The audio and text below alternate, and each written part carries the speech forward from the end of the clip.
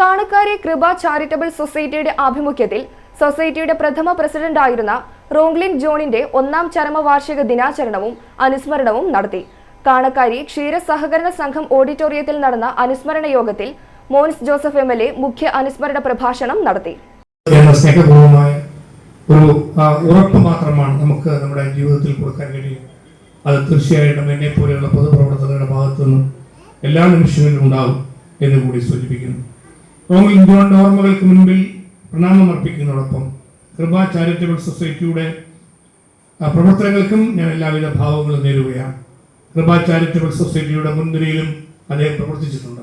Kerala cricket association മുൻ vice president, Asian book house regional manager, മികച്ച ക്ഷീരകർഷകൻ എന്നീ നിലകളിൽ പ്രവർത്തിച്ചിരുന്ന വ്യക്തിത്വമായിരുന്നു Roglin John. Kripa charitable society president doctor Dominic Mathew അധ്യക്ഷത വഹിച്ചു. കാണക്കാരി ഗ്രാമപഞ്ചായത്ത് പ്രസിഡന്റ് അംബിക സുകുമാരൻ, കാണക്കാരി ക്ഷീരസംഘം പ്രസിഡന്റ് PU മാത്യു, വാർഡ് മെമ്പർമാരായ Kanakkari Aravindakshan, Lovelymol Varghese, Thampi Kavumparambil, society secretary Gopinathan KK, Manoj Edappattil, Alice Roglin എന്നിവർ അനുസ്മരണ പ്രഭാഷണം നടത്തി.